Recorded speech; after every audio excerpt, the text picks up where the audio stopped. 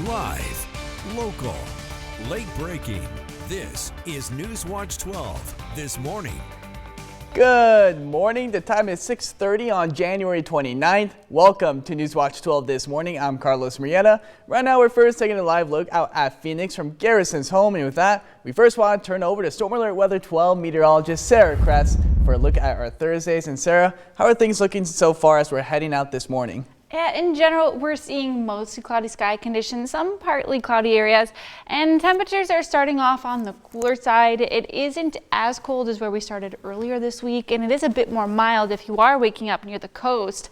But starting off your day, things are a bit more quiet. You do have the possibility to maybe encounter a few sprinkles or two into southern Oregon this morning, but notice that these showers not really widespread and they're very isolated. That's what we'll be seeing throughout your morning. Now, if you're wondering how much rain we've seen the past few days, because we've been tracking that system moving in just trace amounts. So it's been over about 3 weeks now since we have seen any measurable precipitation into Medford.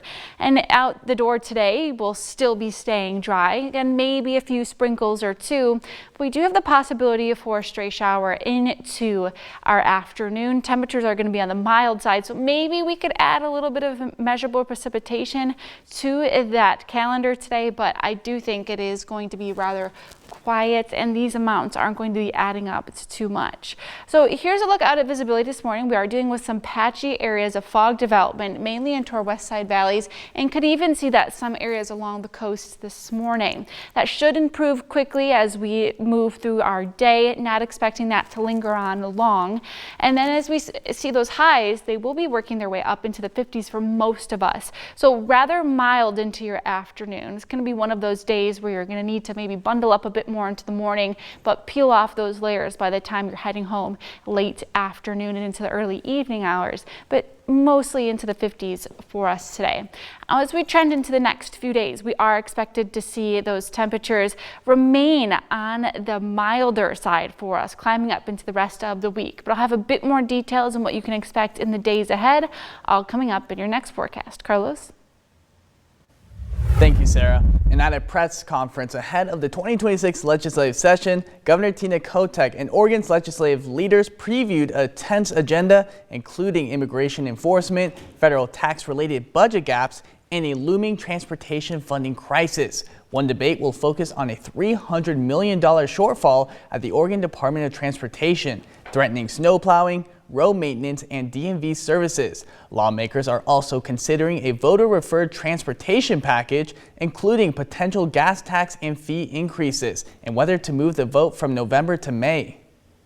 I've been sitting down with both Republican leaders and Democratic leaders for several weeks now. This is a nonpartisan issue. We need a functioning transportation agency. Everybody's perspective is important. And I also expect that everyone will take the responsibility to show up and do their part of the lawmaking and the decision-making that matters for their districts. So I think everybody has to work together if we're going to solve problems for the state. Democratic leaders want to move the vote to May to give the state more planning certainty, while Republicans caution that a May election may limit turnout. And 7 rural counties in Oregon will be spared from SNAP work requirements for the rest of the year, including Lake County. The Oregon Department of Human Services says the change is due to these rural communities not having employment services readily available to help them meet the work requirement. Lake County residents already receiving SNAP benefits do not need to take any action. The change will begin on February 1st. And Central Point residents are facing a noticeable increase on their water bills. The City Council approved a rate increase last week, and it goes into effect next month. Starting on February 21st, water rates will rise between 20 and 24%, depending on how much water households use. According to the city, the increase is designed to cover rising costs, fund critical infrastructure projects, and restore the city's water fund after several years of shortfalls. City leaders say the new rates are still lower than many neighboring communities. And new this morning across the state, Oregon's bottle bill is making a difference through recycling. The Bottle Drop Fund has awarded $250,000 to 13 nonprofits supporting environmental programs. And one of those grants is the Illinois Valley Community Development Organization in Cave Junction. Its program, Cans for Kids, collects recyclable containers and donates proceeds to youth programs. Families in the Illinois Valley can rely on their hobby or their program or their sport coming back year after year because of this funding. And we turned those small donations, 10 cents at a time, into program funding for kids. The program has raised over $220,000 in 7 years and has helped fund sports teams, graduations, musical events, outdoor education, and more. The donation center is open Saturdays from 10 to 2, and for more details, you can head on over to our website.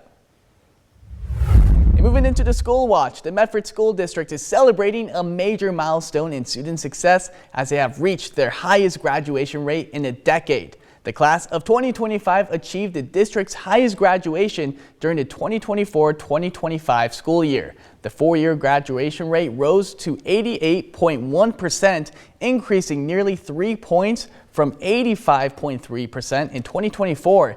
This exceeds the Oregon statewide average of 83%. And interim superintendent Jeannie Grazioli says this achievement represents the dedication of students and the collective effort of staff, families, and the community.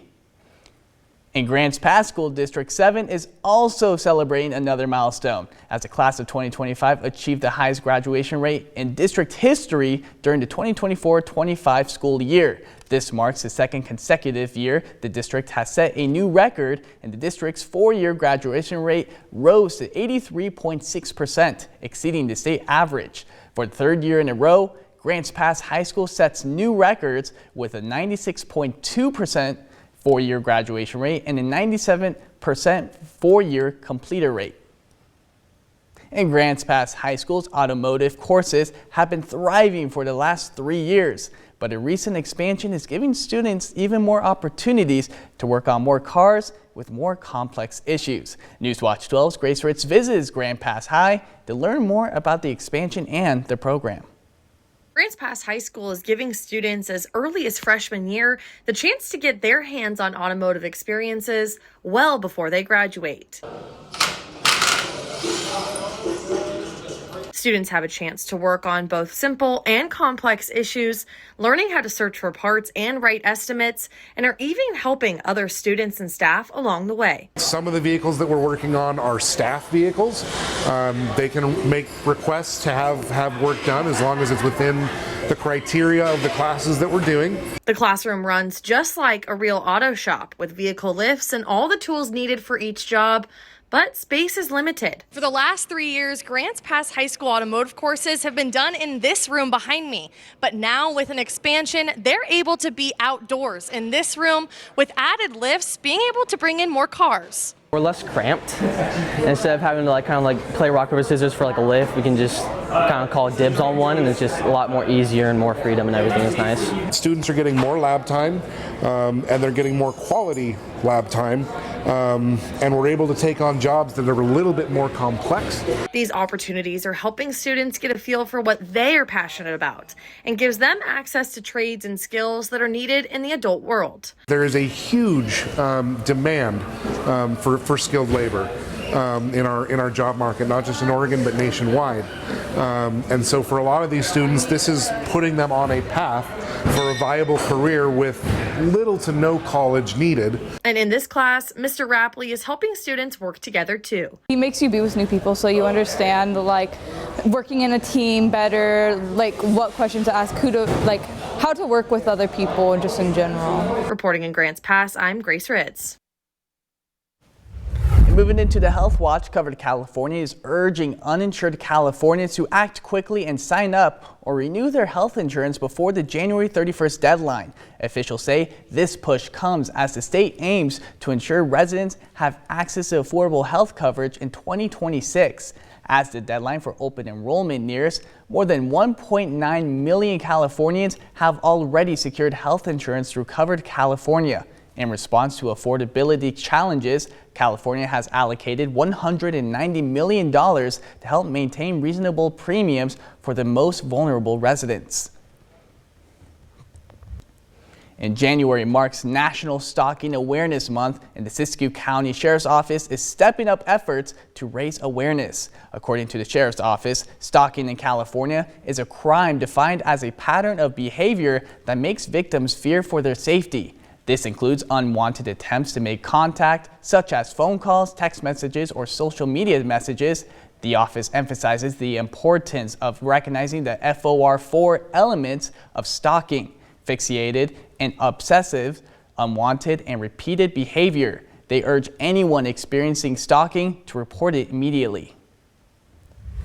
And Curbside King has finally opened up for business at the Foodery. The Foodery says Asian fusion is the foundation, with the restaurant offering items such as chimichurri tri-tip along with elote corn chicken tacos. Curbside King first launched as a food truck in Grants Pass, but that operation has since closed.